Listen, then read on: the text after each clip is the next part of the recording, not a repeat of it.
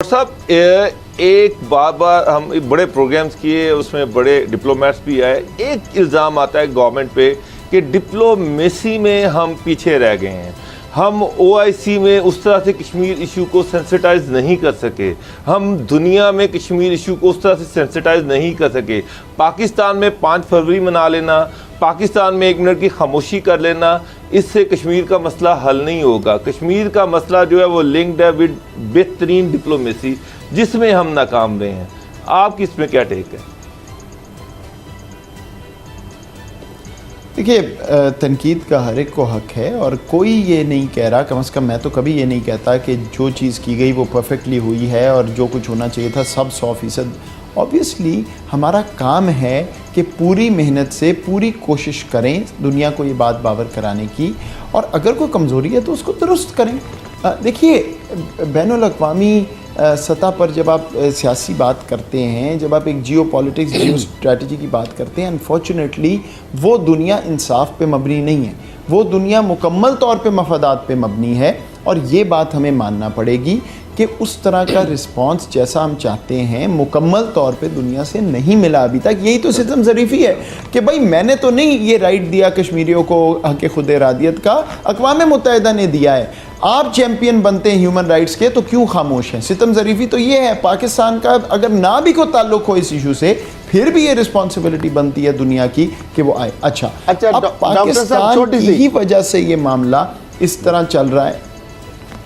जी मैं ये human rights के हवाले से बात करना चाहता था कि जो अक़वाम आलम है, अमेरिका है, आप चूंकि वहाँ पे भी रहे, अक़वाम मुत्तहिदा है, ये जो फोरम है जो बेहतरीन एक ह्यूमन ट्रेजिडी हो रही है ह्यूमन राइट्स की, और जो मुफलस बयानिया मुखलसी के साथ पाकिस्तान का आ गया, क्योंकि हमारा जो इससे साबित हो रहा है कि पाकिस्तान को उन सबसे पहले इंसानी जो हकूक़ की वायलेशन है उसके ऊपर पाकिस्तान आ गया।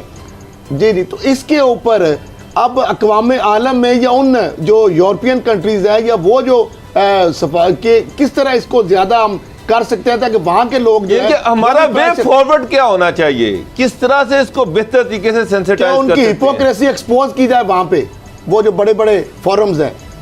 डॉक्टर साहब, जिस तरह बाबर डॉक्टर साहब ने सवाल किया अमेरिका के किरदार के हवाले से, उसमें आप क्या देखते हैं? तो मुझे नहीं लगता कि वहाँ से कोई खातिर खा ऐसी सपोर्ट मिलेगी, तो उसमें मुझे नज़र नहीं आता कि अमेरिका आके कोई ऐसा ऑब्जेक्टिव सालसी का किरदार कल अदा करना शुरू हो जाएगा जिससे एक ऑब्जेक्टिव फ़ैसला निकलेगा। अमेरिका जितनी वो डोनाल्ड ट्रंप साहब ने बात की, उनकी इस्टेब्लिशमेंट तो तब भी उनके साथ नहीं थी उस बात पे। और उससे पहले आपको अगर मैं याद दिलाऊं कि ओबामा साहब ने अपने 2008 में जब ये इलेक्शन जीते थे, उस वक्त इन्होंने ये बात की थी कि अगर कश्मीर का मसला हल हो जाए, अगर इंडिया पाकिस्तान का हालात ठीक हो जाएं तो ख़ित्ता ठीक हो जाएगा, अफ़गानिस्तान भी ठीक हो जाएगा। और उन्होंने एक ब्रीफ सी सरसरी सी कोशिश की थी। मसला ये है कि उससे आगे जो एक्शन ले, जो लॉजिकल स्टेप है हिंदुस्तान को फोर्स करने के लिए, वो नहीं लिया जा रहा, और उसका ताल्लुक़ है मफादात से। उसका ताल्लुक़ ये नहीं है कि पाकिस्तान खामोश है, ये बात नहीं हुई। आप मुझे ख़ुद बताएं, मुझे ऑनेस्टली ये बात बताएं, क्या कश्मीर इस तरह ही उठा है 2010 और 18 के दरमियान जो 2018 से उठा है? मैं कोई सियासी बात नहीं कर रहा, आप मेरे से कभी कोई सियासी बात नहीं सुनेंगे इस इशू पे। ये एक हकीकत है कि दुनिया को अब ये समझ आ गई है कि पाकिस्तान चुप रहने वाला नहीं है। मैं क्या कहता हूँ हर दफ़ा, पाकिस्तान की policy approach is unapologetic, proactive and pragmatic.